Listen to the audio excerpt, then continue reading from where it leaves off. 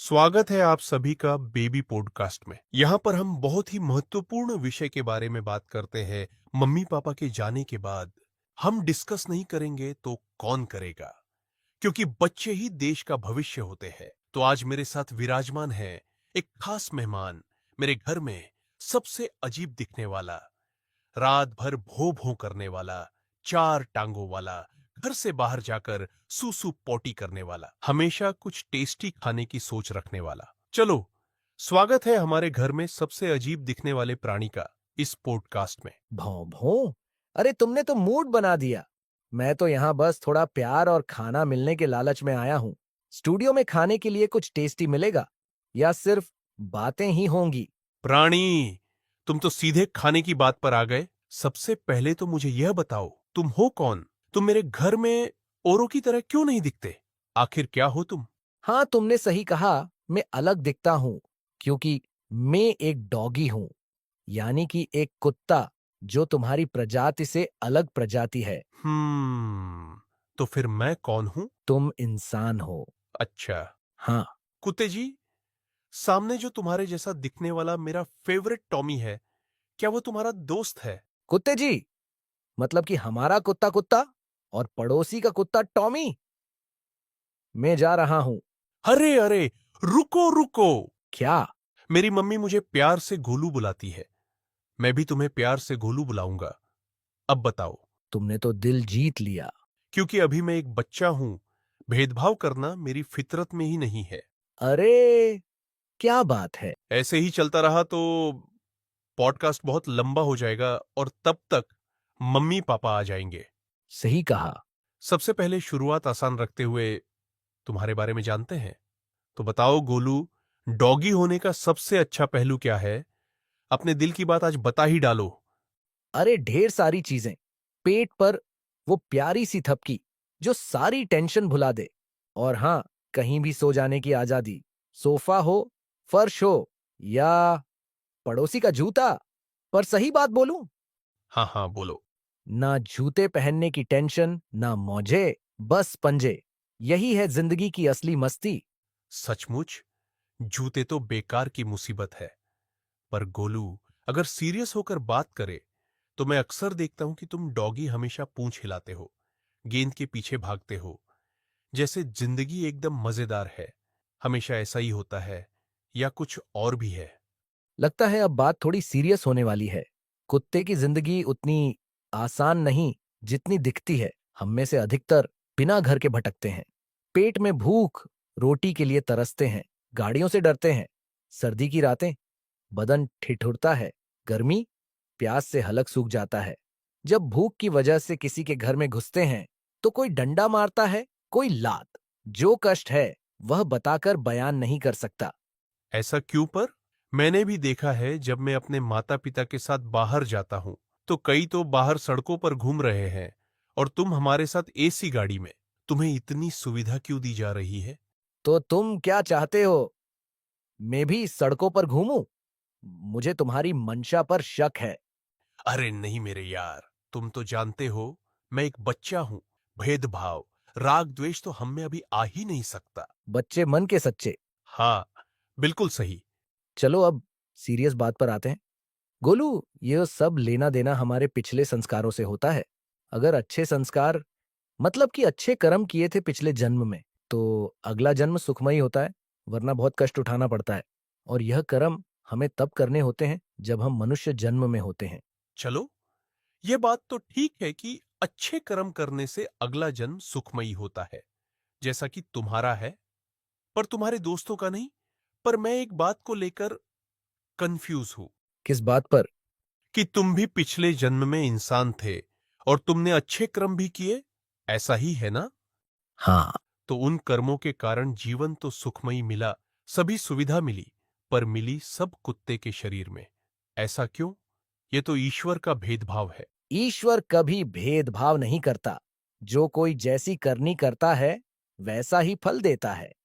तो कुत्ते का शरीर ही क्यों, इंसान का क्यों नहीं? अच्छा सवाल है गोलू। यह नतीजा है शास्त्रों के विपरीत साधना का, बिना गुरु के भक्ति करने का। और अगर गुरु धारण भी किया तो नकली गुरु कर लिया। शास्त्रों में यानी कि हमारे पवित्र सदग्रंथ में बताई गई भक्ति विधि के विरुद्ध कार्य करने से ऐसा फल भोगना पड़ता है। ये तो बहुत चिंता में डालने वाली बात है।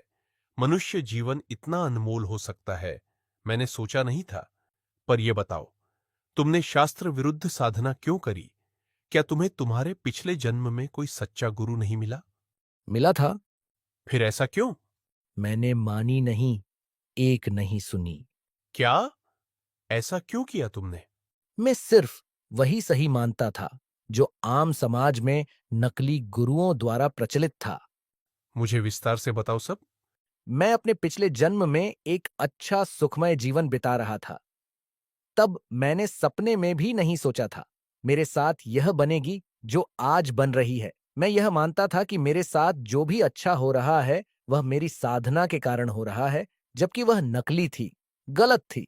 मेरे उस जीवन काल में मेरे पास कई बार सच्चे सद्गुरु का संदेश आया, पुस्तक आई, उस सच्चे सद्गुरु से जुड़े हुए उसके भक्त आए, पर मैंने एक नहीं मानी और उन्हीं के साथ वाद विवाद किया। वह मुझे बताते थे कि जो आप साधना कर रहे हो वह हमारे सदग्रंथ में नहीं है, इसका आपको कोई फल नहीं मिलेगा, आप अपना जीवन नष्ट कर रहे हो। बहुत ही आश्चर्य और दुख पहुंचाने वाली सच्चाई है ये। यकीन ही नहीं हो रहा गोलू तुम्हारी बात पर। जैसे तुम्हें मेरी बात सुनकर यकीन नहीं हो रहा, ऐसे ही मुझे उस समय सच्चे संत के ज्ञान पर यकीन नहीं हो रहा था। पर अगर तुम सभी धार्मिक पवित्र पुस्तक देखो तो यह मेरी बात बिल्कुल सच पाएगी। विषय बहुत ही गंभीर है। मैं अपने एडिटर से प्रार्थना करता हूं कि वह सभी प्रमाण को स्क्रीन पर जरूर दिखाए। गोलू, ऐसा ना मानना, हमें तुम्हारी बात पर भरोसा नहीं, पर हमारे व्यूअर्स पढ़े लिखे व्यूअर्स हैं, उन्हें प्रमाण दिखाना आवश्यक है, वरना बच्चों की बात पर कौन भरोसा करता है यार। सही कहा गोलू तुमने। और क्या बताते थे वह सच्चे सद्गुरु के शिष्य? वह अपने सच्चे गुरु द्वारा बताए ज्ञान को बताते थे कि यह मनुष्य जन्म अनमोल है और मुक्ति के लिए मिला है, जो कि मैं भी मानता था। वह कहते थे, गलत साधना करके इसे नष्ट न कीजिए। तब मैं सोचता था सब यही कर रहे हैं जो मैं कर रहा हूं, क्या सभी गलत है? उन्होंने मुझे शास्त्र से प्रमाणित भी किया। उन्होंने दिखाया गीता अध्याय 6 श्लोक 16 में कि व्रत रखने से मुक्ति नहीं होती बल्कि कष्ट होता है। पर मैं नहीं माना, देखकर अनदेखा किया। उन्होंने मुझे दिखाया गीता अध्याय 16 श्लोक 23-24 में शास्त्र विरुद्ध साधना से कोई लाभ नहीं है। उन्होंने गीता अध्याय 11 श्लोक 31 से 32, गीता अध्याय 14 श्लोक 3 से 5 में दिखाया कि काल कौन है और 3 देवताओं की क्या स्थिति है। उन्होंने मुझे बताया था कि यहाँ सभी देवता, सभी लोक नाशवान हैं, कुछ भी स्थायी नहीं है। पर क्या उन्होंने यह बताया था तुम्हें कि जो भक्ति तुम कर रहे हो वह ठीक नहीं है? हाँ, बताया था। उन्होंने मुझे कहा था जो आप भक्ति कर रहे हो वह आपको जन्म मरण से छुटकारा नहीं दिला सकती। 84 लाख प्रकार की योनियों में जाना पड़ेगा। वह सुखमय अविनाशी परमात्मा और अविनाशी लोक कोई और है, जहां जाने के बाद मनुष्य जन्म मरण के कष्ट से छुटकारा पा लेता है। और उस अविनाशी लोक जिसका नाम सतलोक है, वहां सदा के लिए चला जाता है। पर मैंने इतना सब देखने और सुनने के बाद भी उनकी एक नहीं मानी। वह कबीर जी को पूर्ण परमात्मा बताते थे और उनका वास्तविक स्थान सतलोक है, जो कभी नाश में नहीं आता। क्या? कबीर? वही कबीर साहेब जिनकी भक्ति मेरे माता पिता संत रामपाल जी महाराज जी को गुरु बनाकर कर रहे हैं। हाँ, वही कबीर जी। तुम्हारे अच्छी किस्मत को नापने का कोई पैमाना नहीं है। हाँ, मेरे मम्मी पापा सच्चे सद्गुरु संत रामपाल जी महाराज से दीक्षा प्राप्त किए हुए हैं और सतलोक प्राप्ति की साधना कर रहे हैं, और वह भी पुस्तक लेकर जगह जगह लोगों को समझाने जाते हैं। और अक्सर लोग उनका विरोध करते हैं, लड़ाई करते हैं, झगड़ते हैं।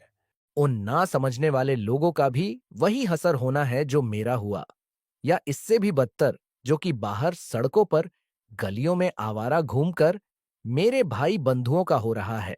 ये तो समाज के लिए बहुत बड़ी चेतावनी है। सिर्फ चेतावनी ही नहीं, पूरी तरह से सत्य है, क्योंकि वेदों में भी यही बताया गया है। जैसे कि यजुर्वेद अध्याय नंबर 5 के श्लोक 32 में कहा गया है कि कबीर अंगारी असी, कबीर बंभारी असी। कबीर ही वह परमात्मा है जो मौत और सभी प्रकार के बंधनों का शत्रु है, अर्थात वह जन्म मरण के बंधन से पल में छुटकारा दिला सकता है।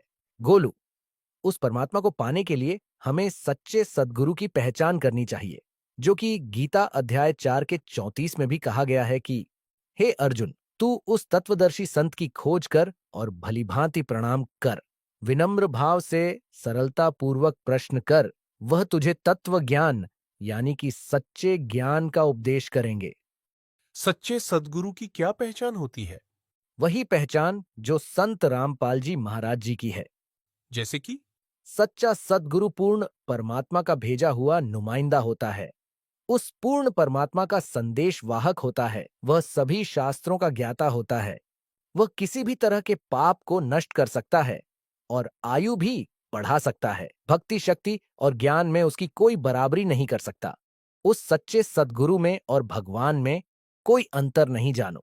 वह संपूर्ण धर्मों की वास्तविक सच्चाई निकालकर दुनिया के आगे रख देता है और इसी बात का समर्थन हमारी गीता जी भी करती है। गीता अध्याय 18 का श्लोक 62 में कहा गया है कि उस परमेश्वर की शरण में जा जिसकी कृपा से तू परम शांति और सनातन परम धाम को प्राप्त होगा, यानी कि जन्म और मृत्यु के कष्ट से छुटकारा पालेगा।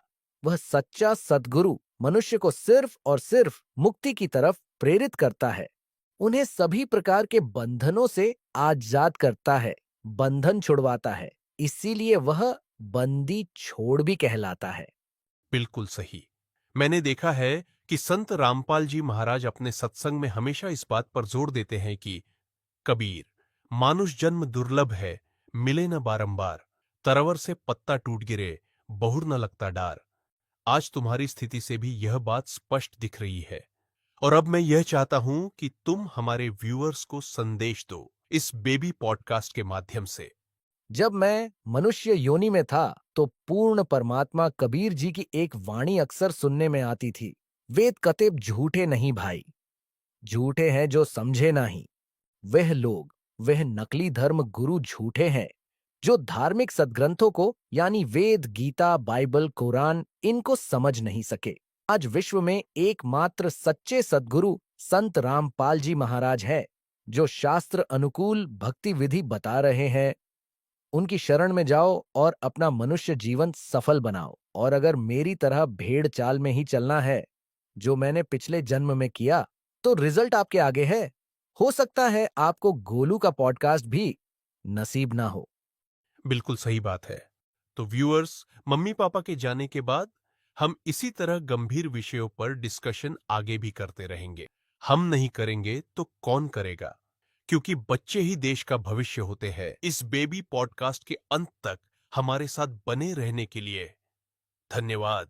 आज वर्तमान में स्वयं कबीर परमात्मा के अवतार बंदी छोड़ सतगुरु रामपाल जी महाराज आए हुए हैं, जो कि सर्व समाज को सतभक्ति प्रदान कर रहे हैं, जिनसे नाम दीक्षा लेकर भक्ति करने से सर्व सुख व पूर्ण मोक्ष की प्राप्ति होती है। सत साहिब जी। अधिक जानकारी के लिए डाउनलोड करें संत रामपाल जी महाराज ऐप व सब्सक्राइब करें संत रामपाल जी महाराज यूट्यूब चैनल।